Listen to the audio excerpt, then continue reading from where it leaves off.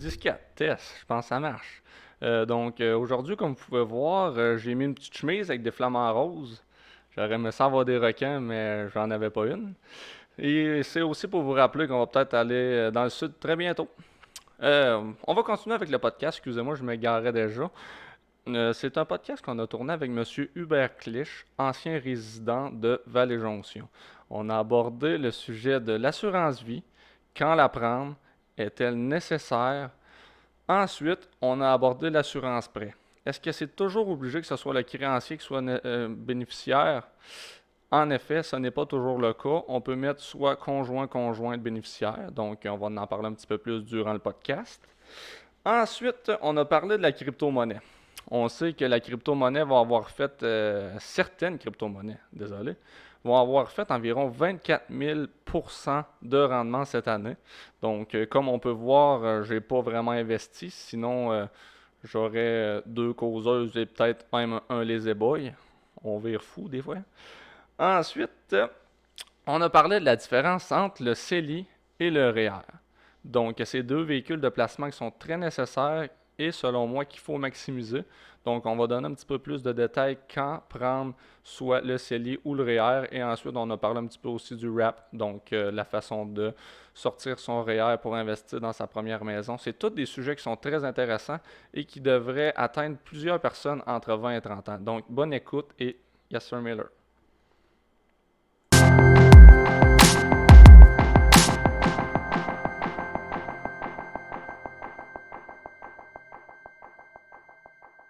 Bien bonsoir, mon cher Hubert.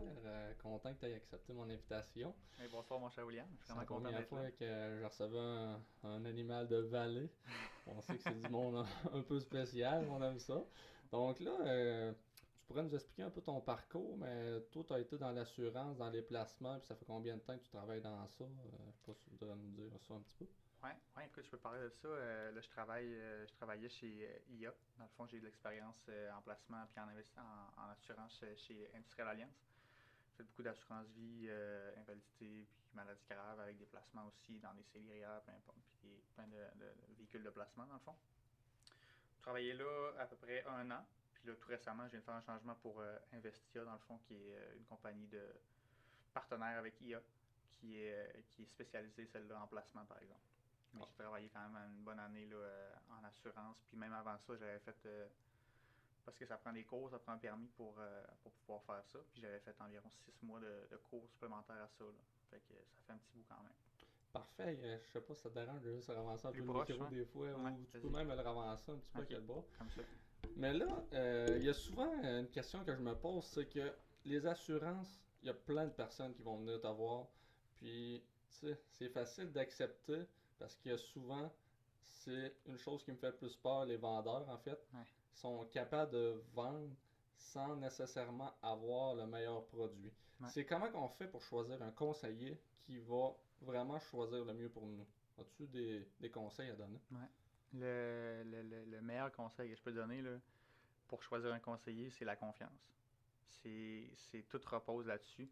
Si tu as un conseiller que tu fais pas trop confiance, puis que, comme tu dis, il va être vendeur, puis déjà là, tu sais que tu ne fais pas confiance, ça ne marchera pas. Il faut que la confiance soit réciproque entre toi puis le conseiller. Fait que la première affaire à faire, c'est vraiment de trouver un conseiller que tu fais confiance, que tu connais déjà. Si tu connais déjà, c'est encore mieux parce que déjà là, tu as une certaine relation avec ce conseiller-là. Donc, c'est sûr que tu lui fais un petit peu plus confiance. Puis, deuxième chose aussi, c'est de faire ses devoirs. Parce qu'un conseiller qui est vendeur, il va pouvoir te vendre n'importe quoi si tu connais rien. Ouais. Fait que fais tes devoirs. Quand tu rencontres un conseiller, peu importe, je te dirais que c'est un conseil pour n'importe quel vendeur. Ça. Tu rencontres un vendeur de n'importe quoi, là, fais tes devoirs un peu avant, puis challenge-le. Fait qu'en le challengeant, lui, il va savoir que tu as fait tes devoirs, puis qu'il peut pas te vendre n'importe quoi. Fait que si tu fais pas trop confiance, au moins en le challengeant, là, il sait que t'es pas niaiseux, si je peux dire. Là. Oh, ouais. Puis de cette manière-là, tu vas savoir que justement, il ne te vendra pas n'importe quoi. Faire tes devoirs, tu dis en apprendre sur le sujet finalement là. Ouais, À exact. connaître un petit peu le produit avant d'aller le voir finalement Ouais. pour le challenger. Puis c'est ça, tu pourras jamais tout connaître. Là. On s'entend que la job du conseiller, c'est ça, c'est tout connaître. Mais tu arrives avec une certaine base, c'est savoir c'est quoi une assurance vie, c'est quoi les différents produits qui sont offerts. On s'entend qu'il y a des spécificités à chaque produit, puis ça peut être exhaustif, mais connaître juste un petit peu la base, puis arriver là avec une certaine base de connaissances, va remettre un peu le conseiller à sa place, fait que il va hésiter un peu plus avant de te vendre n'importe quoi. C'est good. Puis là, tantôt, quand tu as dit que ça prenait un permis, c'est quoi ça, ce permis-là? Puis, ça prend-tu une compétence, un cours ou quoi que ce soit pour pouvoir vendre des assurances ou comment que ça Ouais, fonctionne? exact. Ça prend permis avec l'autorité des marchés financiers. L'autorité des marchés financiers, c'est pas l'entreprise, là, mais c'est comme c'est eux autres qui réglementent, dans le fond, toutes les transactions financières au Québec. Puis ça prend un permis que tu dois passer chez eux, chez l'autorité des marchés financiers. Moi, le permis qui s'appelle assurance de pas assurance de dommage, excuse-moi, assurance de personne. Donc, ce permis-là permet justement de vendre des placements, puis permet aussi de faire des assurances de personnes. Comme assurance de dommages, par exemple, ça va être un autre permis différent. Assurance de dommages, ça comprend l'assurance automobile ou l'assurance habitation. Ok, parfait. Puis, mais c'est quoi ce cours-là? C'est-tu juste un permis que tu payes ou faut que tu aies un cours en référence Ouais, avec ça? excuse-moi, ça prend un cours. Dans le fond, là, ce cours-là, comme j'ai dit tantôt, j'ai pris à peu près 6 mois à compléter. Parce que c'est assez exhaustif. Excuse-moi, c'est 4 examens. C'est 4 examens à faire sur 4 différents sujets, l'éthique, les assurances personnelles, après ça les rentes, après ça les autres sujets, je me rappelle plus exactement, là, mais c'est quand même beaucoup d'études à faire. Puis c'est ça, ça prend un cours que tu fais. Tu peux le faire directement à l'autorité des marchés financiers. Moi, avec IA, j'ai été engagé, puis ils m'ont offert un comme de tuteur un peu, qui m'a aidé à faire les cours, puis m'a aidé à étudier. Fait que ça l'a vraiment aidé pour passer l'examen, justement, puis les examens, puis avoir le permis. Puis le permis, c'est un permis qui est annuel. On doit payer à chaque année, là, comme peu n'importe quelle profession. Une cotisation. Ouais. Ok, parfait. Puis tantôt, quand tu parlais de confiance, je me suis déjà fait dire que c'était important de poser une question à n'importe quel conseiller, de dire c'est quoi la cote que tu fais sur ce produit-là Ouais. ou c'est quoi les frais? Êtes-vous obligé de répondre à ça ou comment ça fonctionne? Je dirais que côté éthique, on est obligé, mais moi, en tant que conseiller, je veux dire, je trouve pas qu'on a besoin d'être gêné de dire ça. Ouais. Même si c'est un travail qui est à commission, je trouve que c'est important que le client sache qu'est-ce qui va se passer. Y a-tu une cote à payer pour une rencontre? Est-ce que c'est important que le client le sache parce que ça m'est arrivé de rencontrer des clients que je rencontrais, puis c'est une rencontre qui coûte rien. Là. On fait juste se parler, juste savoir ses besoins, puis tout. Puis à la fin de la rencontre, il me demande OK, combien je te dois? Ah, ok. Il ne devait absolument rien, là, mais c'était d'avoir une certaine honnêteté puis d'être ouvert à ça. Là. C'est pas un sujet tabou, là, c'est d'en parler, puis je trouve pas que c'est gênant d'en parler. Parfait. Donc, si je comprends bien, c'est pas tabou de demander ça. Puis, Non. je pense que c'est une façon un petit peu d'aller Ouais. chercher, dire est-ce qu'on peut faire confiance à ce conseiller-là. Ouais, justement, ce que tu disais, je trouve que c'est une bonne question parce que tu vas voir la réaction du conseiller. Si le conseiller il est gêné à t'en parler ou il est pas à l'aise un petit peu, là, tu peux peut-être te poser des questions. OK, il me fait une crosse? Il me vend-tu un produit juste parce que ce produit-là, il va lui faire une meilleure cote? Fait que c'est des bonnes questions à poser, c'est vrai. Bon, parfait. Ça, bon, ben, je pense que ça fait un petit peu le tour. C'est sûr qu'il va y avoir plein d'autres précisions à aller chercher pour voir si le conseiller est vraiment à notre goût, mais je pense que l'attitude est Ouais, importante, la confiance, l'honnêteté. l'honnêteté, Ouais, puis un petit peu la compétence aussi, ouais. bien sûr, là. Mais on le voit assez rapidement si le conseiller est compétent souvent. Donc là, le premier sujet que je voulais aborder, c'est l'assurance vie. Vas-y. Là, l'assurance vie, c'est un sujet que je connais vraiment pas, puis je pense qu'il y en a plusieurs qui connaissent pas ça. Donc, à quel âge qu'on devrait commencer à avoir une assurance vie, premièrement? Le plus tôt possible. Plutôt Le possible. plus tôt possible, quand c'est disponible, quand tu as les moyens de le faire, fais-le le plus tôt possible parce que le prix d'une assurance vie, c'est, je te dirais, 95% basé sur ton âge. Donc, si tu attends à 45 ans d'avoir une assurance vie, ça se peut que tu en aies besoin peut-être juste là ou que tu aies juste pensé, tu commences à y penser à 45 ans, mais ça reste que ça va coûter extrêmement plus cher que si tu avais pris cette même assurance-là, mais à 20 ans. Ok. Donc, c'est mieux d'en prendre le plus tôt possible, même que ça arrive très souvent que des parents vont prendre une assurance vie pour leur enfant nouveau-né. Ouais, c'est ça, mais j'avais déjà entendu parler que cette assurance-là était pas nécessairement la meilleure parce que est-ce que ça va vraiment nous couvrir pour tout le restant de notre vie, ça, ou Ça dépend de l'assurance que tes parents vont prendre. On n'entrera pas dans les produits là, parce que ça pourrait être très Ouais, ouais. exhaustif, là, mais si tes parents t'ont pris peut-être une assurance vie, mettons, de 10 000 ferme, ben, tu sais, ça peut être un bon moyen de couvrir tes dernières dépenses au décès. Mais c'est sûr que tu risques d'avoir besoin de plus que ça. Sauf que ce que tes parents peuvent avoir fait, c'est de prendre une assurance qu'on appelle avec participation. Avec participation, c'est que les montants que tu payes à chaque mois pour payer ton assurance vie sont investis, sont placés. Donc, ils font du rendement. Puis ça fait augmenter ton capital d'assurance vie. Donc, mettons, tes parents prennent une assurance pour toi quand tu avais l'âge de 2 ans, ils t'ont pris un 25 000 par exemple. 25 000 d'assurance vie. Bien, ça se peut que rendu à 75 ans, quand tu vas être proche, 75 ans c'est encore jeune, mais mettons plus 90 ans, quand tu vas être plus proche de la mort, bien, cette même assurance-là soit rendue ça pourrait être 300 à 400 000 d'assurance vie. Là. OK, parfait. Ça, je Fait que, savais pas. c'est ça, il y a beaucoup de produits, fait que c'est là que c'est important d'aller voir les conseillers et d'en parler. Mais c'est ça. Sais-tu s'il y a des parents qui vont prendre ça comme un placement des fois? Oui, c'est très utilisé comme ça parce que les placements sont excuse-moi, les gains que tu fais à chaque année, c'est pas imposé. Ça va être OK, imposé au retrait, comme un peu un REER dans le fond. OK, Ça va être imposé au retrait, mais c'est ça. C'est pas le. Dans le fond, je ne veux pas trop embarquer dans les détails, là, mais non, c'est pas grave. il y a l'assurance avec participation que tu fais juste passer son argent, puis elle se place toute seule, puis dans le fond, tu décides pas trop où est-ce que tu la places. Fait que OK, c'est un taux d'intérêt qui augmente, mais c'est pas le plus gros taux possible. Fait que tu es quand même mieux de maximiser ton REER puis ton CELI avant de penser à utiliser ça. Là. Mais OK. ça reste quand même un très bon moyen pour les personnes qui ont leur REER et leur CELI de maximiser. Parfait. Puis je voulais savoir un peu, tu sais, souvent on a des assurances vie avec nos employeurs. Mm. Est-ce que c'est assez ou est-ce qu'on devrait s'en prendre une autre? Parce que finalement, si on décide de démissionner de notre emploi ou quoi que ce soit, on n'est plus assuré. Est-ce qu'on en prend une moins élevée? Comment que ça C'est fonctionne? une très bonne question. Je te dirais que ça reste à voir avec le montant qui t'est offert. Souvent, c'est, mettons, 1 an ou 2 ans de ton salaire annuel. Fait que ça peut être très bon ou ça peut être très mauvais, dans le fond, rendu là. Ça dépend de ton salaire annuel, Ouais.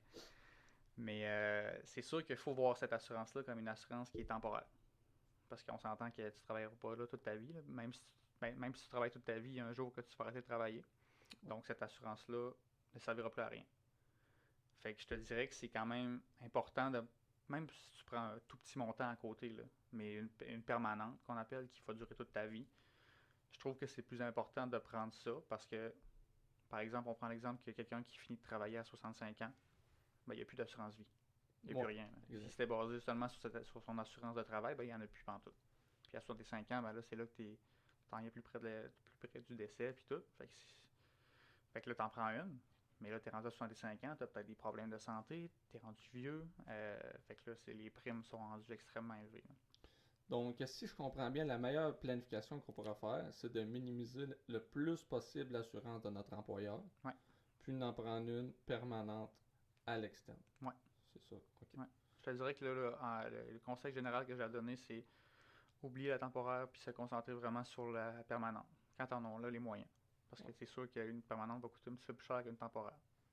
Mais là, je veux vraiment, par exemple, qu'on parle un petit peu plus là, pour les personnes, là, on met notre focus sur les personnes, admettons, de 20 à 30 ans. Là. Parce que je pense que c'est plus ce genre de personnes-là qui vont écouter le Ouais. podcast. C'est quoi qu'on peut faire pour maximiser pas le gain, là, mais finalement réduire nos coûts d'assurance, puis que ça soit le meilleur pour nous. Parce que je sais qu'il y a plusieurs types d'assurance. Il y a les temporaires, les permanentes, les universelles. Ça serait quoi le choix qui serait à prioriser? Pour ce groupe d'âge-là, là, je te dirais qu'en ce moment, comme j'ai dit tantôt, c'est de commencer le plus tôt possible. Parce qu'en commençant le plus tôt possible, c'est ça qui va te coûter le moins cher. Puis c'est pour quelle raison ça coûte C'est moins? l'âge. Juste l'âge? C'est juste l'âge. Ok. Il y a une petite différence entre le fait que tu sois un homme ou une femme, mais cette différence-là va s'annuler avec une assurance invalidité, par exemple, parce que c'est en actuariat, là, mettons, les taux de décès pour les femmes, il est plus tard, tandis que les hommes, plutôt, en tout cas, bref. Ils sont plus tranquilles au bord. Ouais, Ok. c'est ça. Exactement. Prennent Parfait. moins de risques un petit peu. Moins de risques. Ok, Ouais. parfait. Donc, ça répondait un petit peu à ma question. Puis, ça se peut-tu que nos primes ils changent en cours de route ou c'est tout le temps. Temporaire, ça va changer, tout le temps. Ok. Mais une permanente, ça ne changera jamais. Ok. C'est que là, on Ouais, réduit le risque à ce moment-là. ouais, exact. Fait que si tu commences tôt, puis tu as une prime qui dit, je sais pas, mettons, on va dire 30$ par mois, 40$ par mois, ben ça va être ce même montant-là pour toute ta vie. Ok. Puis là, encore là, tu sais, Il y a des manières de changer ça. Par exemple, plus tantôt, je te parlais d'une assurance avec placement, assurance avec participation. Ben, il y a moyen de mettre un petit peu plus, mettre un dépôt supplémentaire, comme on appelle, pour que justement ça augmente plus vite ton capital d'essai. Ou il y a moyen justement d'utiliser le capital que tu as augmenté avec pendant peut-être 30 ans, que tu payes ton assurance vie. Puis là, après 30 ans, tu te dis, moi, ça ne me tente plus de la payer, mais je veux la garder. Bien, étant donné que ton capital a augmenté, bien, tu peux prendre ce capital-là puis payer ta police automatiquement. Donc, toi, tu ne la payes plus, mais elle est encore disponible. C'est là que. Parce qu'il y a plusieurs personnes qui vont dire on est mieux d'en prendre une, on paye pendant tant de temps, puis après ça, on arrête, là, tu sais. Ouais. C'est ça que tu veux dire par là? C'est un petit peu différent, mais ça se Mais c'est ressemble, quoi la excuse-moi. différence entre ces deux produits-là, là? Ces deux C'est un peu- produits-là, c'est que, mettons, le premier, comme je parlais, c'est l'investissement que tu as fait pendant 30 ans qui va payer ta prime annuelle. Ouais, Tandis que l'autre, c'est juste, mettons, tu prends une assurance qui va être permanente, mais payable en 20 ans, par exemple. ok. Fait que ça, ce que ça va faire, c'est que c'est juste que à partir du premier jour, tes primes vont être quand même assez plus élevées. Sauf qu'après 20 ans, t'en payes plus pantoute. Puis c'est tout ça que tu conseillerais pour tes clients? Moi, je conseillerais vraiment tout le temps l'assurance avec la participation, là, l'assurance qui va augmenter avec le temps. Ok. Parce que Ah, l'assurance payable en 20 ans, il n'y a pas y a pas de participation, il n'y a pas de placement dans le fond. Fait que tu payé en 20 ans, tu payes plus après, mais mettons, t'as pris 100 000, ben ça va rester à 100 000 tout le temps. ok, parfait. Puis là, moi, une dernière affaire, c'est que la négociation, c'est assez important. Ouais. Penses-tu que je sais que l'assurance automobile, c'est important d'aller Ouais. voir, d'en essayer plusieurs Ouais. compagnies. C'est la même chose pour l'assurance vie? Ou ça Je te ressemble? dirais que c'est semblable, oui. C'est important de magasiner, mais les différences vont être beaucoup moins élevées que l'assurance automobile habitation. Prends une assurance vie chez IA, prends une assurance vie chez Desjardins, chez Manuvie, je te dirais qu'ils vont être vraiment pas mal tous semblables. Ok, Ouais. parfait. Ça. Fait que rendu là, je pense que c'est tout de trouver un conseiller, puis rendu là, peu importe la compagnie, souvent ils offrent les mêmes produits, là. Parfait. Puis ensuite, ça, je sais qu'il y a l'assurance vie. Je voudrais peut-être aborder aussi, je sais qu'il y a l'assurance invalidité qui est importante à prendre. Puis, pourrais-tu nous en dire plus hein, à propos de celle-là? Ouais, ben, l'assurance invalidité, vraiment, dans le fond, c'est une assurance pour te protéger durant ta vie. La différence que je peux faire avec l'assurance vie, c'est qu'il y a une assurance vie, c'est vraiment pour ton décès. Ça le dit dans le nom, c'est l'assurance vie. Fait que c'est vraiment à ton décès là, que cette assurance-là va embarquer en jeu. Tandis que l'assurance invalidité, c'est plus pour ta vie de tous les jours. La vie de tous les jours, ça veut dire tu te blesses par exemple, ton travail est affecté par ça, tu as une maladie. C'est quoi, là, je ne me rappelle plus c'est quoi exactement la statistique, mais je pense que c'est 90% des réclamations en assurance invalidité sont liées à des problèmes, à des maladies, dans le fond, de la dépression, des maladies comme ça, un burn-out. C'est vraiment ça qui est le plus utilisé pour, là. Oh, ouais. Ou des accidents, par exemple. Là, des accidents, tu te casses un bras, puis là, tu peux plus aller travailler sa construction. Mais des trucs de même. Ok, ok, ça peut fonctionner pour des blessures temporaires aussi. Ouais, ouais. Ok, ok, parfait. C'est différent d'une assurance salaire pour les travailleurs autonomes. Ouais. Ben, dans le fond, assurance salaire, assurance invalidité, c'est synonyme. Ok, ok, C'est pas parfait. mal la même chose. Bon, il y avait une dernière assurance que je voulais parler, là, c'est que je comprends jamais comment ça qu'on devrait prendre cette assurance-là, là, c'est l'assurance prêt. Pourquoi qu'on devrait prendre une assurance prêt si on a des bonnes liquidités, on est en bonne santé financière, puis on a toujours fait nos paiements, puis à toutes les fois ils nous le demandent, puis ils nous le conseillent, puis L'assurance prêt, c'est surtout la banque. C'est la banque qui va l'obliger. ouais, Surtout si c'est moins que 20% le, le, le montant qui est mis à l'achat de la maison, par exemple. Là. Si c'est moins que 20%, ben là, la SCHL rentre en jeu puis oblige une assurance. Si tu mets 20%, si je ne me trompe pas, l'assurance n'est pas obligatoire. Il faudrait que je vérifie mes faits, mais je ne suis pas sûr à 100%. Mais habituellement, si tu mets moins de 20%, la banque t'oblige à avoir une assurance. Puis là, ce qui va se passer, c'est que la banque va t'oblige pas, mais ils t'obligent à avoir une assurance, mais ils ne diront pas que tu peux la prendre ailleurs qu'avec la banque. Puis l'affaire, c'est que la banque va t'offrir une assurance prêt. Enfin, une assurance prêt, c'est une assurance qu'on appelle décroissante. Ça veut dire que ton montant d'assurance va diminuer avec le montant de ton prêt. ok, Tu comprends? Fait que, mettons, tu commences, tu fais un prêt de de 200 000, ben, au début, ton assurance va valoir 200 000. Mais après 20 ans, tu dois juste 50 000, mais ton assurance va juste valoir 50 000. Tu comprends la décroissance? Ouais, je comprends.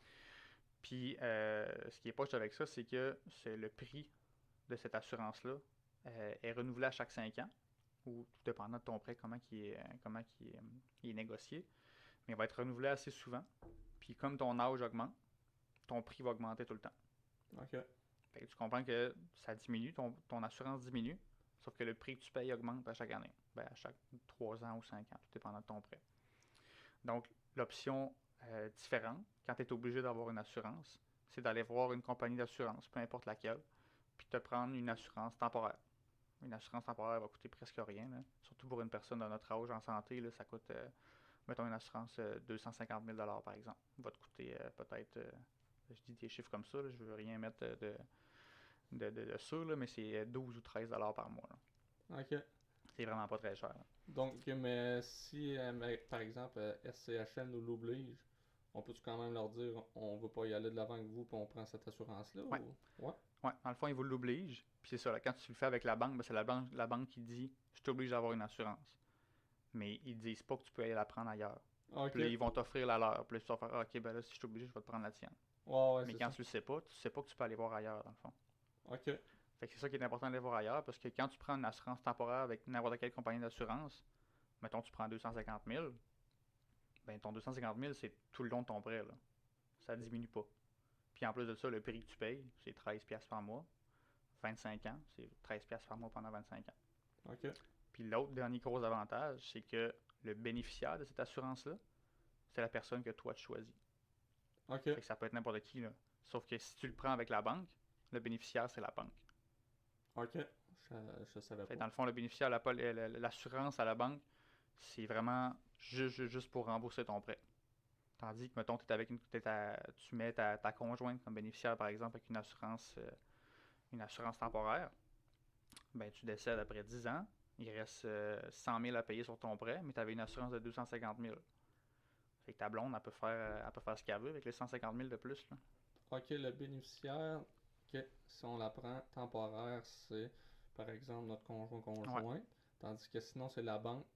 Bon, parfait. Ça, Ouais. je pense que c'est un très bon truc. Ouais, ça c'est vraiment important, là. Je le disais à vraiment tout le monde là, qui prenait un prêt, là. Il y a une couple de personnes qui le savaient déjà, mais je pense que c'est important que tout le monde sache ça, là. Est-ce qu'il y aurait d'autres situations qu'on aurait besoin de savoir des trucs assez importants comme ça ou il y en a-tu qui Ben, je vient en pense que tête en ce c'est moment? vraiment le plus important là, qui me vient en tête. J'en ai pas d'autres qui me viennent en tête en ce moment, là, mais ça, je pense que tous les auditeurs là, devraient savoir ça. Ah ouais, ben c'est bon ça. Ben, bon, ben, au moins ils vont en avoir appris Ouais. aujourd'hui. Sinon, si c'est pas obligatoire, moi dans ma tête, je comprends pas pourquoi on devrait avoir ça, là. C'est ce qui vient à me dire que l'assurance, là, si on est sûr pratiquement à Mhm. 100% que ça nous arrivera pas et qu'on peut contrôler ça, c'est pas vraiment nécessaire, là. Mhm. Comment tu fais pour toi-même dans ta vie personnelle dire j'en ai pas vraiment besoin de cette assurance-là? Sais-tu, est-ce qu'il y a un gauge pour toi ou... Euh, ben, un gauge. Ça serait difficile à faire un gauge, je pense. Mais tu sais, l'assurance, c'est pas obligatoire une assurance vie. C'est important, oui, mais c'est important parce que les gens ont souvent beaucoup de difficulté à prévoir aussi loin que ça. À prévoir à la retraite, par exemple, à prévoir des accidents. On s'entend que ça ne se prévoit pas des accidents.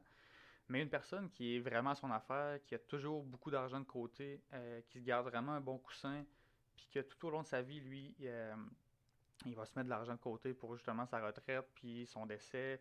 Puis tu sais, une personne qui va tout avoir pensé à ça, l'assurance, c'est pas nécessaire. L'assurance, c'est vraiment là pour couvrir ces besoins-là, qu'il y a les personnes qui vont moins penser à ça un petit peu, puis que justement sont peut-être plus frileuses au niveau des accidents. Parce que les accidents, tu sais, oui, tu peux être une personne qui va prévoir beaucoup, qui va se laisser un gros jeu de côté, mais ça arrive une journée que tu as un gros accident, puis ok, t'es correct pour cet accident-là, mais après, par exemple, Ouais, c'est ça l'affaire. c'est ça, je comprends. J'ai lu un livre dernièrement, c'est Pierre-Yves McSween, là, Mm. il parle souvent de ça, que la discipline financière est importante. Si on est Tellement. capable de se payer en Mhm. premier, puis de pouvoir prévoir Mhm. l'imprévisible finalement, l'assurance est pas vraiment utile. Mhm. Tu sais, Ouais, je suis totalement d'accord si on avec sait qu'on ça. est capable de se mettre de côté Mhm. cet argent-là, je pense que c'est pas vraiment nécessaire. Ouais. Je pense que c'est la même affaire avec l'impôt. Dernièrement, je suis tout le temps surpris quand le monde il me dit hey, je suis content, j'ai reçu 3000 Ouais. pièces d'impôt. Puis ces mêmes mondes-là, ben, ils vont chialer après le gouvernement qui Ouais. donne notre argent à tout le monde. Mais tu l'as quand même subventionné pendant toute l'année de ton 3000 Ben oui. d'impôt. Puis lui, ben, il l'a donné en subvention. Ben oui. C'est que je pense qu'il y a une réflexion à avoir à ce Mm. niveau-là. Là. Non, mais je suis totalement d'accord avec ce que tu viens de dire là. C'est totalement vrai, mais ce qui est dur à se faire, par exemple, c'est ce que tu dis, c'est d'avoir la discipline financière. C'est Ouais. dur, extrêmement dur d'avoir une bonne discipline financière. Puis je pense que c'est de là que ça vient l'importance des assurances. Mais rendu là, tu sais, ça dépend vraiment de toi, là. Ah Je ouais, veux c'est dire, ça. si toi tu penses que tu es capable d'avoir la discipline, go for it. 100% d'accord avec ça, moi. Ben, un truc que j'ai donné à un de mes amis dernièrement, c'est que j'ai dit, t'es capable de faire ton paiement d'auto, admettons, à 125$ pièces par semaine. Pourquoi que tu seras pas capable de te faire un paiement à toi-même? Mhm. Puis, tu sais, vois ça de la même façon. Ouais. Tu fais un paiement à ton placement, puis Ouais. vois ça de même, là. Ouais, Ouais. c'est parfait. Je suis content de savoir d'en savoir un peu plus, surtout sur l'assurance vie, pour les raisons pourquoi il faut le prendre jeune, tout ça. Ouais. Excellent. Il y a un autre sujet que je voudrais aborder avec toi, là. On est rendu à 25 minutes dans le podcast. Je voudrais savoir, je sais que toi, tu investi beaucoup dans la crypto-monnaie puis tout ça. Je voudrais en savoir plus. Premièrement, c'est quoi la crypto-monnaie? Euh, on s'en sert sur quel marché financier? Puis, ça, c'est vraiment juste du trading. On va commencer par la première question. C'est quoi Ouais. la crypto-monnaie? OK. Ça, c'est un gros sujet, là. On parle de quelque chose de gros. La crypto-monnaie, c'est une monnaie qu'on appelle décentralisée. Ce que ça veut dire, décentralisé, c'est que c'est pas contrôlé par. Ben, c'est pas contrôlé par personne dans le sens que c'est pas contrôlé par des gouvernements, c'est pas contrôlé par des grandes institutions financières, c'est pas contrôlé par des banques centrales, c'est contrôlé par les détenteurs de crypto-monnaies. Fait que, Ok. dans le fond, c'est ça. C'est ça que ça veut dire décentralisé. La crypto-monnaie, dans le fond, c'est contrôlé par une technologie qui s'appelle le blockchain. Je sais pas si tu as déjà entendu Non, j'ai parler. jamais entendu parler. C'est assez complexe, on n'embarquera pas dans tous les détails de ça, Ouais. là, mais c'est une manière de rendre les choses très, très, très sécuritaires. Je veux dire, c'est extrêmement, extrêmement dur miner de la crypto-monnaie. Je sais pas si quelqu'un a déjà entendu ça. Miner de la crypto-monnaie, c'est comme en créer la nouvelle, dans le fond. Ouais. Sauf que, tu sais, à ses débuts de la crypto-monnaie, il y a une dizaine, vingtaine d'années, c'était assez facile de faire ça, là. Ça te prenait un ordinateur puis tu pouvais en faire. Mais là, à la grosseur que ça a pris puis à l'ampleur que ça a pris, ça prend des fermes de minage qu'on appelle, là. Il y en a beaucoup en Chine, surtout. C'est des entrepôts, dans le fond, qui sont remplis de serveurs, de cartes graphiques, de mémoire, de grosses mémoires, de gros ordinateurs complexes qui travaillent 24 heures sur 24 tout le temps là, pour essayer d'en miner, qu'on appelle, là. Puis d'en miner, c'est assez compliqué, là. Je ne veux pas entrer dans les détails parce que ça va mêler tout le monde, là. Mais, euh, mais c'est ça, c'est assez complexe. Donc, ça rend le système très, très, très sécuritaire. Puis en plus, le blockchain, l'autre avantage aussi, c'est que c'est quelque chose qui est très.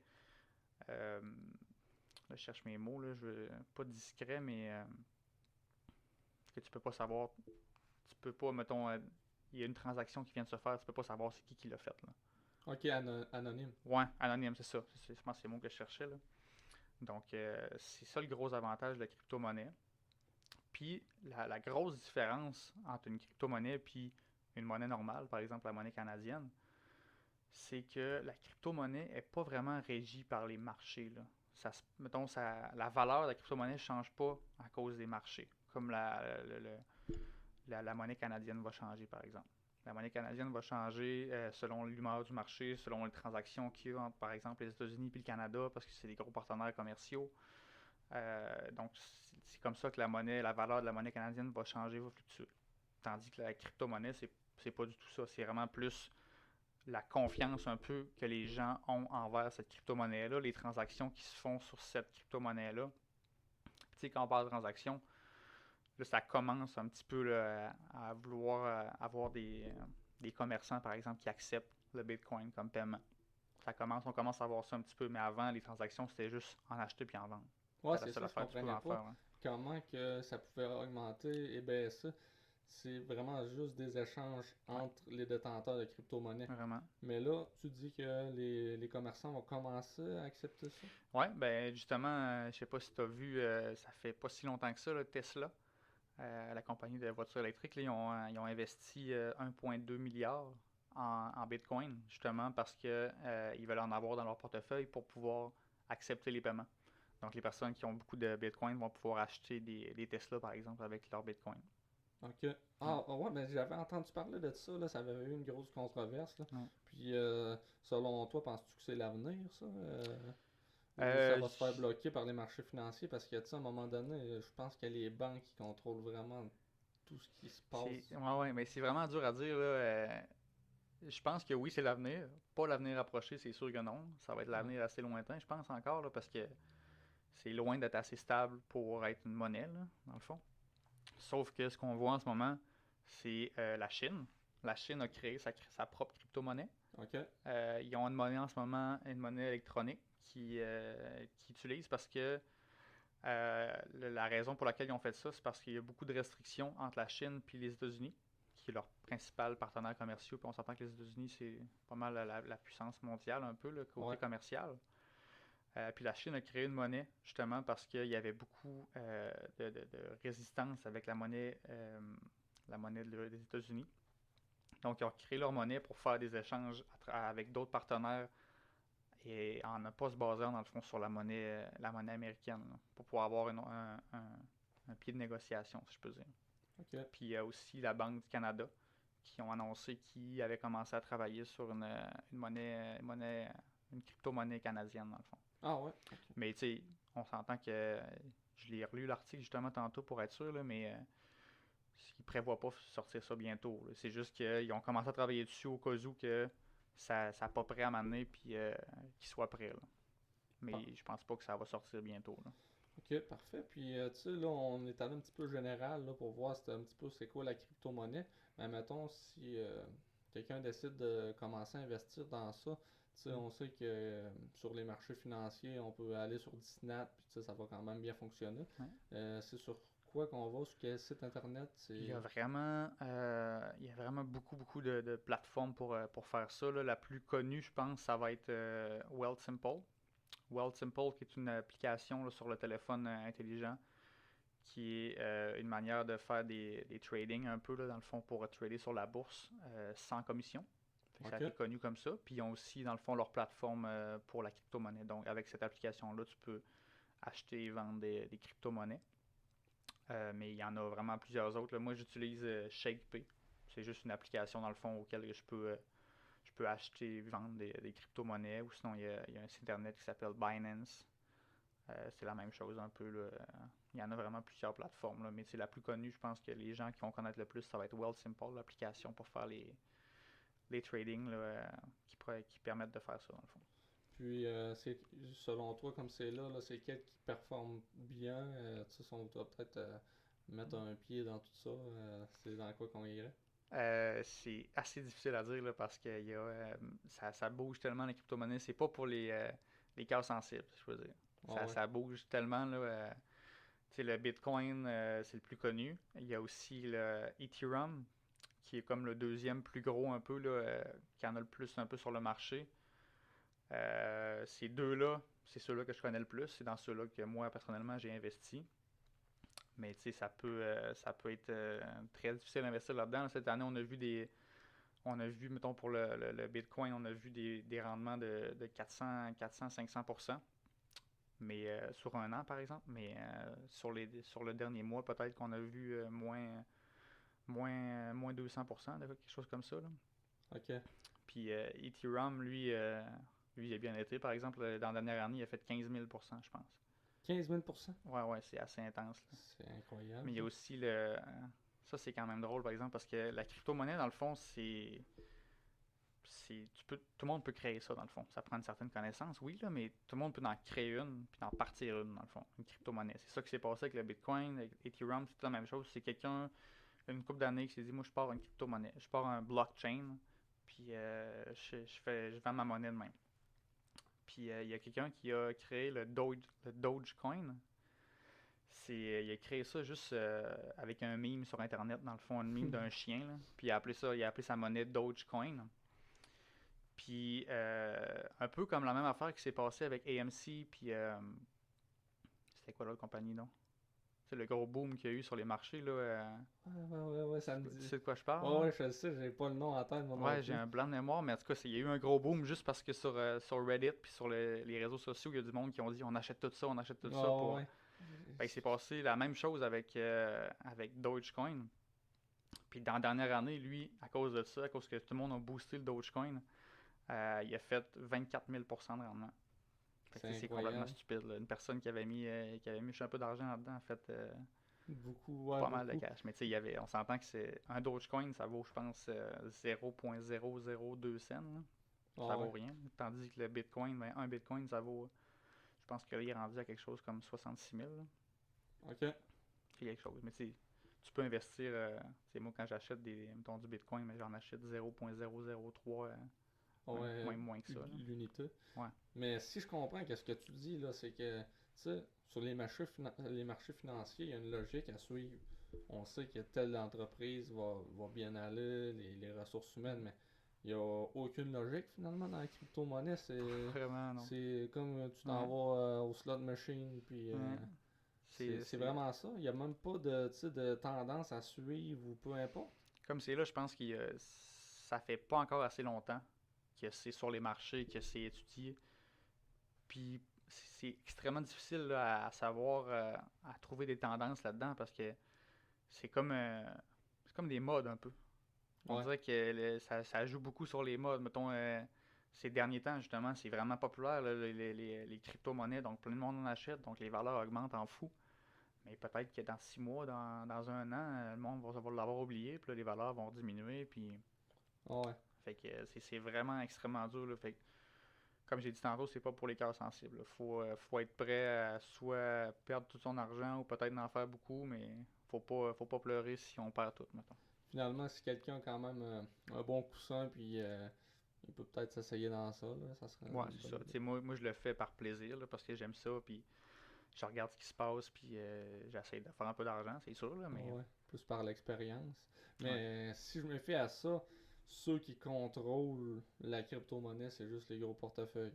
C'est que si Mm. la façon que moi je vois ça d'investir dans la crypto-monnaie, c'est de suivre les tendances, puis où est-ce que les gros portefeuilles vont aller investir Mm. pour, comme tu dis, suivre la mode. Ouais, C'est ça que je peux voir dans tout ça, c'est là. vrai. C'est vrai, ça serait une bonne manière de voir ça, ouais. Je suis d'accord avec ça. Mais une chose qui m'inquiète, c'est que, tu sais, on peut voir que tu dis que les commerces vont commencer à s'en servir. Mm. Ça va être dur de suivre ça au niveau fiscal, là. J'ai vu Ouais. dernièrement dans les déclarations d'impôts qu'on peut dire qu'on a transigé avec la crypto-monnaie puis tout ça, mais Mm. j'ai hâte de voir qu'est-ce que ça va faire, là. Est-ce que tu as vu un petit peu s'il y avait des Ouais, tendances avec l'impôt? justement ce matin, j'ai lu là-dessus. J'ai essayé de m'informer parce que j'étais curieux aussi. Je me demandais, tu sais, en ce moment, il y a absolument aucune réglementation, là. Tu sais, c'est pas dirigé par rien, là. D'où l'importance aussi pourquoi la Chine s'en est fait une, puis pourquoi le Canada pense à s'en faire une, parce qu'à un moment donné, il va falloir qu'il y ait une certaine réglementation là-dessus, parce qu'en ce moment, il n'y en a pas pantoute. Ouais, Mais j'ai vu sur l'Agence du revenu du Canada, l'ARC, que en ce moment, si tu faisais un gain quelconque avec la crypto-monnaie, ou tu vendais la crypto-monnaie, ou tu changeais en devise, il y avait possibilité d'être imposé là-dessus. Je sais pas ouais, exactement comment que ça ouais, marche, là. j'avais vu Ouais, ça justement à l'école, c'est que ils vont te donner deux options, souvent voir si c'est un gain en capital que tu as fait ou un revenu ok. d'entreprise. Si je pense que si ton activité principale c'est de transiger de la Ouais. crypto-monnaie, ça peut devenir un revenu Entre... d'entreprise. Donc là, tu vas être imposé un plus gros taux, tandis que si Ouais. tu fais juste quelques transactions, ça va être du gain en capital. Ils ont commencé à se pencher là-dessus, mais en même temps, c'est que c'est une dénonciation volontaire. Ouais. Donc, est-ce que quand on fait 24 000% Ouais. sur une crypto-monnaie, est-ce que c'est rendu de l'éthique, là, mais comme c'est là, mais je me pose une question, c'est que là, c'est non réglementé, puis on voit que ça fonctionne quand même bien. Tu sais, à un moment donné, est-ce qu'ils vont commencer à arrêter de donner des réglementations pour tout, un petit peu comme avec la COVID et tout ça, là? Ouais. J'ai hâte de voir là, qu'est-ce qui va se passer. Ça va être quelque chose. Je pense que en ce moment, on est vraiment dans une période où est-ce que on est comme dans l'inconnu un peu là, Ouais. sur ce sujet-là, sur la crypto-monnaie. On est comme vraiment encore dans la période de découverte, si je peux dire, là. Genre, c'est quoi la crypto-monnaie? Qu'est-ce que ça sert? Où est-ce que ça va aller? Où est-ce que ça va nous mener? Ouais, c'est ça. J'ai trouvé ça drôle. L'autre jour, j'écoutais un podcast justement qui disait qu'il y avait une personne qui s'était lancée dans la crypto-monnaie à fond, puis qu'il avait fait un, un centre justement. Je sais pas si c'est comme tu disais tantôt, une mine ou quelque chose de Ouais, même, là, en dessous d'une église. Puis tellement que les serveurs faisaient de la ouais, chaleur, c'était comme ça qu'ils faisaient le chauffage ouais. pour l'église. Ah ouais. C'est Ah incroyable, non, là. mais c'est gros, là, c'est rendu énorme, là. Quand je te dis des mining farms en Chine, là, c'est des entrepôts gigantesques, là, puis c'est rempli de juste ça, là. C'est des serveurs, des cartes graphiques, des processeurs. C'est juste ça pour que ça marche 24 heures sur 24 parce que ça demande une puissance incroyable pour être capable de miner un Bitcoin, là. Ça demande une puissance informatique inimaginable, Ah ouais, là. Ouais. je pense que je vais Fait que aller faire mes recherches là-dessus à ouais. soir un peu pour. Puis c'est pas, tu sais, c'est ça qui est. Parce qu'au début, un peu n'importe qui, n'importe quel particulier pouvait faire ça, pouvait miner parce que c'était plus facile un peu, puis ça demandait un petit peu moins de power, ça demandait juste tu sais, l'intelligence de le faire parce que c'est quand même assez complexe. Mais maintenant, ça prend de la place, là. Ça prend de la place, ça prend de l'argent, ça prend. Au Canada, on a-tu vu qu'ils ont commencé tu sais, t'as-tu, mettons, des offres d'emploi pour aller là-dedans, mettons, Non, pas technologie? encore, par exemple. J'ai pas Ouais, encore vu de ça. Non. ok. Mais là, j'ai vu sortir aussi des euh, cloud mining. Cloud mining, c'est dans le fond les fermes chinoises qui font ça. Ils louent des espaces sur le cloud, mettons. C'est le même qu'on appelle ça, là. Fait que une ferme chinoise qui investit tout l'argent dans le matériel puis tout, ben, va louer un serveur, va louer une partie de son entrepôt à quelqu'un qui va être prêt à payer, mettons au Canada, juste pour miner. Lui, la personne va juste avoir besoin d'avoir des connaissances, puis le matériel, ben, c'est la Chine qui l'a, par exemple. Ok. Fait que ça permet à d'autres personnes de le faire, sauf que c'est quand même très dispendieux, là, louer ça, on s'entend, Ah ouais, je hein? Ouais, comprends. C'est assez intéressant, je sais vraiment pas où est-ce qu'on s'en va avec tout ça. ouais. Et je sais même plus si on contrôle vraiment qu'est-ce qu'on fait avec tout ça. Puis ça va, je pense que ça va juste encore creuser plus la distance entre les pauvres et les riches. Ouais. Puis on n'améliorera pas le problème avec ça, là, mais Malheureusement, non. j'ai Malheureusement, je hâte. pense que non aussi. Non, non, j'ai hâte d'avoir. Puis là, avant de savoir que tu faisais un changement d'emploi, j'avais vu, c'est un petit dernier sujet que je voudrais aborder aussi, là, c'est l'immobilier. Ouais. J'ai vu que sur le site de IA, il y avait une section immobilier qu'on pouvait louer des espaces ou quelque chose comme ça. Ouais. Je sais pas si tu étais au courant de ça un peu, là. Pas vraiment, non, Pas mais vrai. j'imagine que c'est des espaces de bureau que IA appartiennent, puis ou des espaces, je sais pas. Sérieusement, j'avais jamais vu ça. Je peux pas. Ah, ok. Puis Ouais. si on continue un peu sur ce sujet-là, c'est que moi, je commence à m'intéresser un petit peu avec ça. Tu sais, il faut quand même avoir un cash down, là. Ouais. Mais sais-tu s'il y a des endroits qu'on peut aller voir sur des sites internet qui vont pouvoir nous aider à faire des choix plus éclairés là-dessus ou c'est-tu un gamble? Je sais pas si tu t'es informé un peu là-dessus. L'immobilier, ça? Ouais. Investir en immobilier, ouais. Je te dirais qu'en ce moment, c'est pas le temps. Ouais. En ce moment, c'est vraiment pas le temps là, d'investir. C'est le temps de vendre. C'est un marché vendeur comme jamais, là. Les personnes, ben, les prix en ce moment sont gonflés à bloc, là, si je Ouais. peux dire, là. Puis le marché est saturé, là, on s'entend. En tout cas, de ce que je vois sur les marchés, ça n'a pas de sens, là. C'est assez fou. Mais de ce que j'ai vu, ça va se résorber. Ça va se résorber avec le temps, là. Des analyses que j'ai vues d'experts, puis tout, ça va se résorber, mais ça va attendre une couple d'années, je pense, là. Mais je sais pas si ma théorie est bonne, mais on dirait que j'ai l'impression que les marchés vont stagner. Puis que peut-être que ça va être l'économie devra s'ajuster, puis une augmentation des salaires. Parce que Hmm. surtout avec l'augmentation des matériaux, là, c'est fou en ce Ah ouais. moment, là. Ah ouais, ben c'est ça. L'augmentation des matériaux suit justement la tendance des maisons qui se vendent comme jamais, là. Ah ouais. C'est assez intense, là. Les ventes de nouvelles maisons, les ventes de maisons usagées, ça se fait presque plus, là. Ben, Ok. je veux dire, c'est rendu tellement compétitif, là. T'essaies de faire un offre d'achat sur une maison qui est en vente depuis une journée, puis il y a déjà trois promesses d'achat, là. Ah ouais, je comprends. Il y avait une affaire qui. Ah, peut-être, ça me vient l'idée, là. Mais admettons justement que là, quand on va acheter une maison, là, c'est compétitif. Là. Il y en a plusieurs qui vont vouloir Mm. y aller. Je sais que on peut faire un offre d'achat sur une maison. Je sais pas si tu es au courant de ça, Ouais. un peu dans les banques. Là. Puis, tu sais, admettons, il y en a 3 4 qui la font. Là. Y a-tu moyen de savoir l'offre d'achat des autres avant de faire la sienne ou de communiquer avec quelqu'un? Ça, je pense que là, je veux pas me risquer trop là-dedans, là. Mais je pense que c'est vraiment avec le courtier immobilier. C'est le courtier immobilier avec qui tu vas faire affaire qui lui, sa job, je sais pas si c'est vraiment sa job de faire ça, mais qui va être en communication dans le fond avec l'autre courtier immobilier. Puis là, c'est lui, l'autre courtier immobilier, ben, il veut vendre la maison au plus haut prix, j'imagine, là, on s'entend. Ouais, ouais. Fait que sûrement que s'il y a une offre d'achat, puis il y en a un autre par après qui va être plus élevé, ben, il va retourner voir l'autre, puis il va lui dire, hey, j'ai eu une offre d'achat de 5 000 plus élevé, tu me fais-tu une autre offre? Bon, ouais. Fait que, pour faire une offre initiale, je veux dire, je pense que tu peux pas vraiment savoir, tu peux pas vraiment guesser. S'il y a des offres déjà faites, peut-être que ton courtier peut aller voir l'autre courtier et demander, y a-tu déjà fait? Moi, je serais prêt à offrir plus. Ouais, c'est ça. Ok, c'est ça. Probablement, mais c'est ça, je pense que c'est vraiment avec le courtier que tu vas faire affaire, là, puis les courtiers se parlent entre eux. Puis c'est ça, ça va être comme ça que tu vas être capable de faire l'offre que tu veux puis qui est raisonnable. Bon, ouais. Puis, bon, ben, c'est parfait. C'est ça que je pensais parce que, tu sais, les Mm. courtiers veulent avoir le plus haut prix. Mm. C'est à leur avantage de donner l'offre d'achat de l'autre. Mm. Mais sinon, c'est intéressant. Puis, toi, penses-tu investir un peu dans l'immobilier prochainement? J'aimerais vraiment ça. J'ai vraiment hâte aussi. Là, je suis en train de mettre l'argent de côté pour ça. J'attends de trouver le meilleur moment. Là, en ce moment, je viens de me trouver un bel appart avec ma blonde à Québec. Donc, on est bien. Puis, comme j'ai dit, c'est le marché en ce moment immobilier. Je trouve pas que c'est le meilleur pour acheter. Donc, je pense qu'on va attendre un peu là, avec les prix en ce moment. Mais c'est sûr qu'on a hâte les deux. Là, on a vraiment hâte. Oh, ouais, moi, ben là, prochainement, j'aimerais ça recevoir quelqu'un qui est dans l'immobilier, là. Ouais. Tu sais, qui pourrait nous donner les pour et les contre. Parce que je pense qu'il y en a beaucoup de contre également. On pourrait peut-être demander à Mm. notre cher ami Alexandre Lavoie qui pourrait nous en dire Ouais, plus c'est vrai, là-dessus. ouais. Mais je pense que ça va être un sujet à développer dans Ouais, le vraiment. futur. Mm. Moi, ça faisait quand même le tour des questions puis tout Ouais. ça. T'avais-tu d'autres sujets à aborder ou...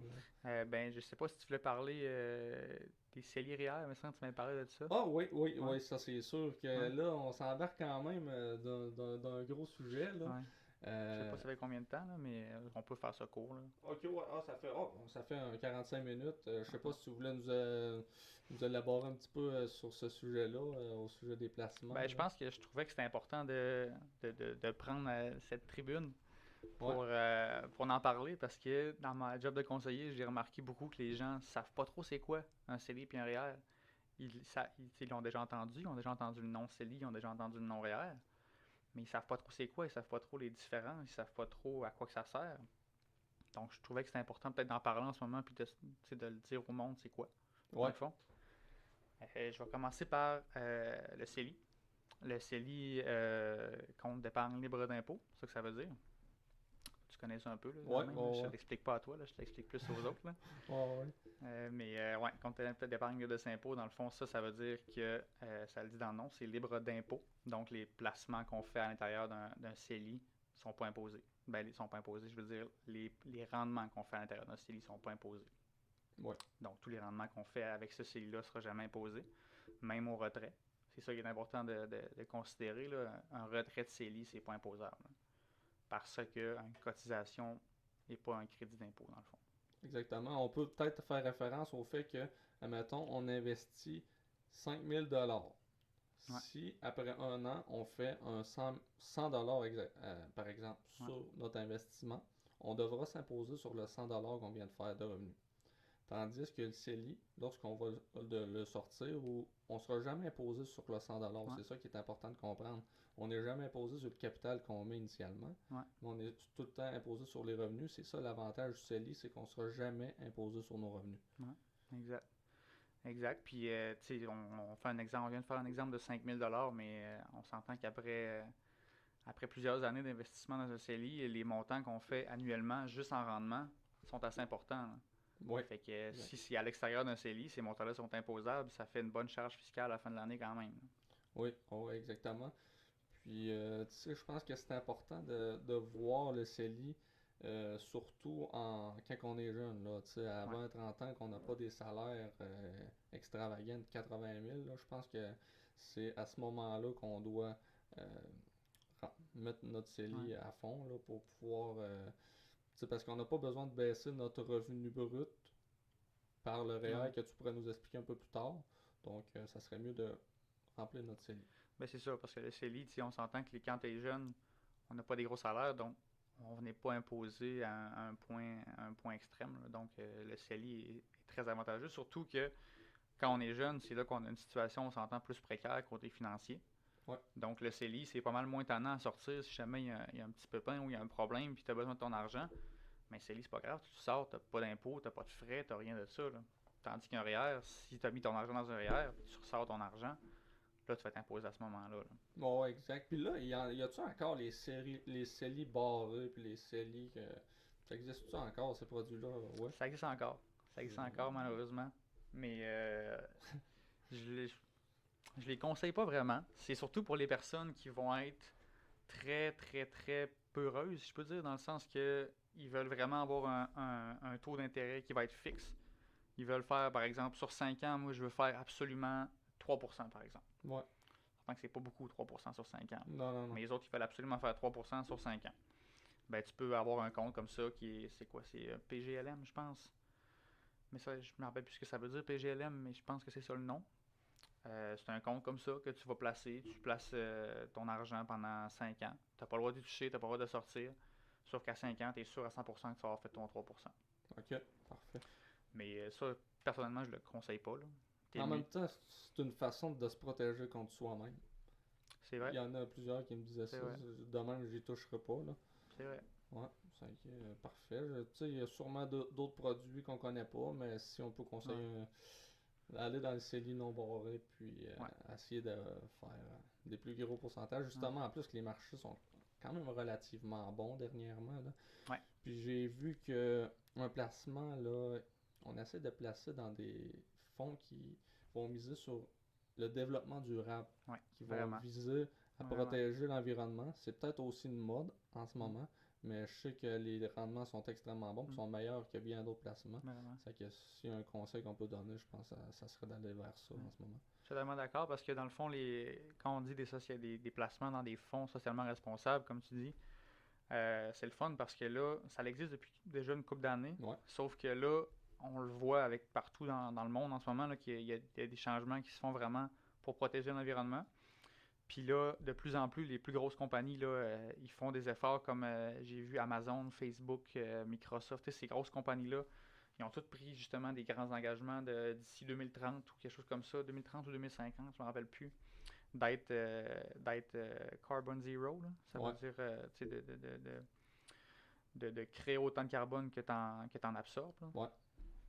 Donc, on voit que de plus en plus les grandes compagnies, puis on voit que ça s'en va vers là, dans le fond. Le marché s'en va vraiment vers là, là. Ouais, ouais. Ben ça, c'est un bon point parce que, tu sais, on voit que les banques aussi mettent des conditions que si ils font un prêt Mm. à une entreprise, l'entreprise doit respecter certaines exigences au niveau du développement durable. Ouais. Ils doivent faire leur part dans l'environnement. Il y a un seul point qui m'inquiète un peu, c'est que zéro carbone. Je sais qu'il y a des fiches de carbone qui se vendent sur le marché Mm. pour s'assurer que le carbone soit zéro. Donc les grosses entreprises vont Ouais. profiter de ça. Mais tu sais, au moins, je me dis qu'ils font un petit effort à ce Ouais, niveau-là. ouais. Non, non, c'est sûr. Il va toujours avoir des petits crosseurs, il y a un petit peu de fraude partout, là. C'est inévitable, il y a toujours des esprits mal virés un peu, là. Ouais, ouais. Mais tu sais, on se concentre sur le fait qu'au moins il y a des efforts qui sont faits, puis peut-être que c'est pas tous les efforts qu'il faut, là. On voit clairement qu'il en faudrait plus, mais au moins il y a des efforts qui se font, puis il y a quelque chose qui se passe, là. En même temps, on a fait un effort tout, tu sais, globalement en respectant les mesures un peu de la COVID. C'est-à-dire, C'est selon vrai. moi, je pensais à ça en matin en courant, puis je me disais, on a-tu eu une belle été l'été passé, puis on a-tu eu une belle hiver? Pas eu de débordement d'eau, Ouais, pas eu rien. C'est drôle. On a ouais, fait attention à l'environnement dernièrement.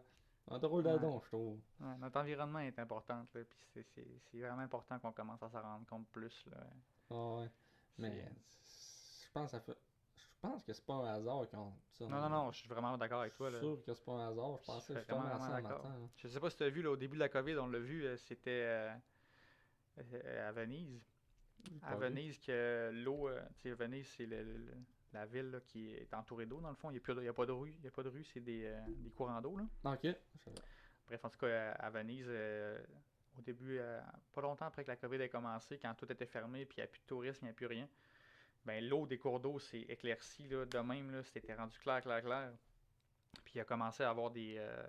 c'était-tu des dauphins? Il me semble que c'était des dauphins qui se promenaient dans les cours d'eau. Puis il n'avait jamais vu ça Ah depuis ouais. je sais pas combien d'années, là. Juste parce qu'elle le fait, parce que c'est une ville qui est extrêmement, extrêmement touristique, là. C'est tout le temps rempli de touristes. Ouais. Fait que là, il y avait juste les habitants. Il y avait presque personne Il y avait presque personne.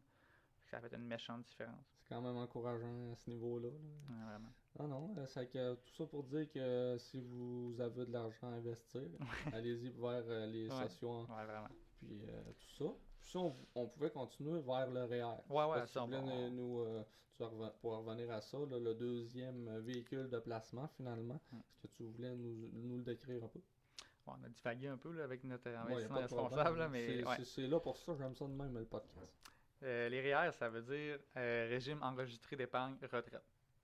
Ça, c'est un placement, un véhicule de placement, comme William disait, qui va être très utile pour la retraite, puis aussi pour l'achat d'une première maison. L'achat d'une première maison, ça peut être un très bel avantage là, si c'est possible, dans le fond, pour rapper. Mais là, on n'ira pas dans le rap tout de suite. On va commencer par expliquer le REER.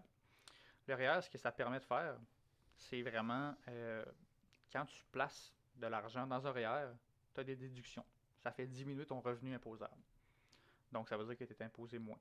Tu es imposé sur un montant moins élevé. Fait que ça te fait sauver de l'impôt à chaque année. Puis, la seule différence avec le CELI, c'est que quand tu vas faire des retraits, par exemple, c'est à ce moment-là que tu vas être imposé.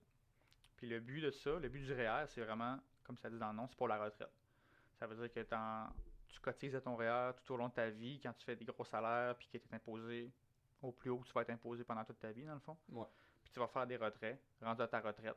Puis à ta retraite, on s'entend que tu fais plus des salaires de 60 70 000. Là. Tu vas faire des salaires plus de 20 30 000 par année peut-être. Donc tu vas te faire des sorties de 20 30 000, tu seras presque plus imposé. Donc la différence est là. Tu sauves de l'impôt sur un montant imposé à peut-être 45%, puis tu vas te faire imposer à peut-être 25%. C'est ça, la nuance dans tout ça, c'est que, mettons, on fait un salaire de 80 000 par année durant notre carrière, à notre pic, par exemple, pour quelques gens. Puis là, ensuite, c'est ça. Qu'est-ce qu'on va faire? C'est qu'on va, par exemple, mettre 25 000 dans notre REER pour faire passer notre revenu de 80 000 à 55 000. J'espère que mon calcul est bon. Puis par la suite, ça va nous sauver beaucoup d'impôts. Puis ensuite, ce 25 000-là qu'on a placé dans notre REER, on va pouvoir le sortir à notre retraite, étant donné qu'à notre retraite, on va peut-être juste avoir la pension vieillesse, puis très peu de revenus. Par exemple, on va peut-être avoir 17 000 avec la RRQ et tout ça. Donc, on va pouvoir sortir notre 25 000 à ce moment-là, puis être d'une braquette d'impôts plus basse. Ouais. Tout ça pour dire que moi, je pense que ce qui est important de dire, c'est que le REER ou le CELI, c'est deux véhicules qui sont très intéressants, mais qu'il n'y en a pas un meilleur que l'autre, dépendamment de la De position ton que tu es dans. objectif aussi. C'est ça, de Ouais. ton objectif. Puis là, toi, tu voulais parler un petit peu du rap. Ouais, ben tant qu'à être là dans le REER, on va parler du RAP. Ouais. Le RAP, ça veut dire régime d'accès à la propriété. Ça, ce que ça permet de faire, c'est quand tu t'achètes une première maison. Là, c'est important de spécifier que c'est vraiment juste pour l'achat de ta première maison. Tu peux profiter du RAP. Le RAP, ce que ça te permet de faire, c'est que ça te permet de sortir, par exemple, tu as accumulé 20 000 dans ton REER. Ben, ça te permet de sortir ce 20 000 $-là sans être imposé. Fait que tu sors le 20 000, tu l'utilises comme mise de fonds pour ta première maison. Fait que ça te permet justement de ne pas avoir l'imposition du REER. Sauf qu'il y a des conditions, évidemment. Tu as 15 ans pour rembourser, dans le fond, pour remettre le 20 000 dans ton REER. Fait que ça te laisse quand même un bon lousse. Là, tu peux le rembourser avant 15 ans si tu veux, mais tu as 15 ans pour rembourser ce que tu as sorti de ton REER. Fait que tu fais des cotisations chaque année pour ne pas avoir à être imposé tout de suite, dans le fond. Ouais, exact. Je pense que ça peut être une bonne méthode, mais on en revient tout le temps à la même chose, c'est important d'être discipliné. Hmm. Si vous pensez que vous n'allez pas être capable de rembourser votre RAP, justement, je sais que ça peut automatiquement, si vous ne remboursez pas dans les conditions, le revenu qui va avoir été mis dans le REER, je pense, Ouais, si je me trompe pas, va être imposé.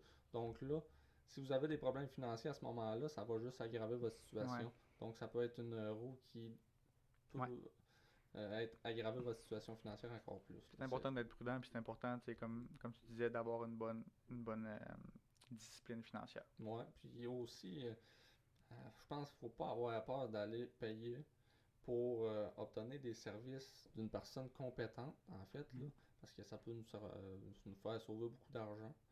Puis, il y a pas de solution miracle, je pense, là. C'est Mm. juste d'analyser chacun des dossiers un par un, puis d'essayer Ouais, non, d'aider le c'est ça, client mieux exact. qu'on peut. Moi, je disais souvent, là, un conseiller financier, c'est le docteur de tes finances. Ouais, Ça, tu sais, un docteur, tu vas le voir une fois par année, mais tu ouais, devrais faire la même chose avec ton conseiller financier. ouais, Parce que ta vie, elle change, ta santé, elle change, tout change en un an, là. Ça change assez vite, même si tu t'en rends pas compte. Il y a plein de changements qui s'est passé dans un an. Donc, c'est important d'aller voir un conseiller financier tout le temps. ouais, Même que tu peux aller voir des conseillers financiers, là, puis ils vont juste donner des conseils, puis ça coûte rien, là. Juste ouais. aller le voir, là, puis lui demander des conseils, ou bien tu t'en trouves un conseiller financier que tu lui fais confiance. Tu y écris, hey, je m'achète une maison, qu'est-ce que je fais, ou ben peu importe, là, tu fais juste t'en trouver un que tu fais confiance, comme on a parlé au début, Ouais. puis tu essaies de garder une bonne relation avec lui, puis toujours rester en contact, puis lui, il est là pour t'aider. C'est Je ça sa pense job. que les planificateurs financiers, là, je pense qu'ils sont quand même assez compétents pour ça. Est-ce qu'il y a Ouais. d'autres titres qu'on peut aller voir? Planificateur financier, je te dirais que c'est un bon titre, une bonne personne à aller voir. Surtout, je te dirais que planificateur financier, ça va se concentrer beaucoup sur une analyse complète, une analyse retraite, une Ouais, analyse vraiment complète. Là. Puis ça va donner comme un genre de plan à suivre sur ta vie un peu, puis il va t'aider là-dedans. Euh, puis à part ça, mettons, tu peux aller voir chez un conseiller financier. Il y en a dans n'importe quelle caisse ou il y en a ailleurs, partout, comme chez IA ou un truc comme ça. Que les autres vont être capables de peut-être plus te répondre à des besoins au jour le jour, là, par exemple, qui pop dans ta vie. Tu as un enfant, tu as une maison, des événements qui arrivent, là, ben là, le conseiller financier va être là pour t'aider beaucoup. parfait. Ça, non, c'est important. Tu sais, j'aimais le livre justement que je lisais l'autre jour. Il y en a plusieurs qui disent qu'on est à l'argent, mais malheureusement, Mm. l'argent fait partie de notre système. Puis je sais qu'en ce moment, avec la COVID, il y en a plusieurs qui essaient de l'éviter le système, mais Mm. c'est plate à dire. Mais à la place d'essayer de l'éviter le système, on devrait plus d'en Mm. profiter du système parce qu'il Vraiment. n'y a pas d'effort, mais quand on le comprend bien, Mm. je pense qu'il y a moyen de s'en sortir parce qu'il y en a qui le font là. Ouais. C'est juste de rester informé là. C'est juste c'est justement, c'est Pierre-Yves McSween là, qui le dit dans son nouveau livre, Liberté 45. Là. Il dit c'est juste de bien jouer la game. C'est ça, c'est Tu tout sais, bien. c'est un jeu, là, c'est des règles. Dans le fond, tu suis des règles, puis si tu les connais bien, les règles, tu peux bien les jouer, puis tu vas améliorer ta situation, c'est sûr. Là. Ah ouais, puis c'est ça, puis en même temps, moi je me dis, en prenant ça comme une game, euh, ça te met moi un petit peu de pression. Ouais, Puis, ouais, c'est ça. C'est qu'on n'a pas le choix de jouer cette game-là. ouais, vraiment. Malheureusement. Puis, elle n'est pas obligée d'être difficile non plus, la game, si Non, non, on la comprend. non, non, Parce que exact. c'est important de la fiscalité, puis les impôts. Vraiment. C'est important d'avoir une base là-dessus. Moi, là, je le dis tout le temps, puis je vais le dire toute ma vie, je pense, jusqu'à temps que ça arrive. Là. Mais je pense que ça, c'est des cours qui devraient être obligatoires au secondaire. Ben oui. Un minimum, là, une base d'avoir quelque chose, de comprendre comment que ça marche, l'argent, les finances. Il y a tellement de sujets qui devraient être abordés au secondaire que je trouve qu'ils ne sont pas. Là. Ouais. Puis, c'est rendu dans cette marché-là. C'est tellement compliqué parce qu'il y en a plusieurs qui viennent de me voir parce que moi, je suis en comptabilité, puis là, je suis candidat à être CPA, en fait. Puis, il y en a qui viennent me voir pour leurs finances personnelles, mais c'est tellement vaste que moi, j'en fais même pas. Ouais. Il faut bien comprendre la différence entre un Mm. CPA, un planificateur financier, un expert en évaluation d'entreprise. Là, il y a Ouais. tellement de titres qu'il faut s'informer là-dessus là, pour Ouais, tout vraiment. comprendre. J'ai de la misère à comprendre, tout je suis dans ça. Ouais, vraiment. J'ai mon directeur qui faisait cette remarque-là, puis je trouvais que c'était quand même bon. Un conseiller financier, tu peux voir ça comme ton docteur de famille. Ouais, Puis ton docteur de famille, quand tu as un problème, il va te référer à un oncologue, il va te référer à un neurochirurgien si jamais tu as un gros problème. Ben, le conseiller financier, c'est la même chose. Il va regarder ta situation, il va t'aider s'il est capable de t'aider, si des petits problèmes, et s'il y a des problèmes plus sérieux, ben, il va te référer à un fiscaliste, il va te référer à un notaire, il va te référer à un comptable, il va te référer partout, là. Ouais. Tu sais, chacune de nos professions ont ses avantages, dans le fond, là. Ouais. C'est de là le but de. Puis comme tu dis, c'est très complexe, là. Mais faut savoir justement où s'enligner. Faut savoir qui aller voir. C'est ça, exactement. Non, c'est ça. Faut pas être gêné d'aller voir, là. Mm. Puis, ben, je suis bien content qu'on ait parlé de ça, je te Ouais. dirais. J'espère que ça va avoir éclairé quelques personnes à ce niveau-là, parce que J'espère je aussi. sais que j'ai des amis qui me l'ont posé la question. Mm. Puis, moi, les assurances, je connaissais pas ça, là. Je vais me coucher un petit peu moins niaiseux. C'est sûr que c'est pas dur pour moi de me coucher moins niaiseux, là, mais anyway. Fait que, merci beaucoup.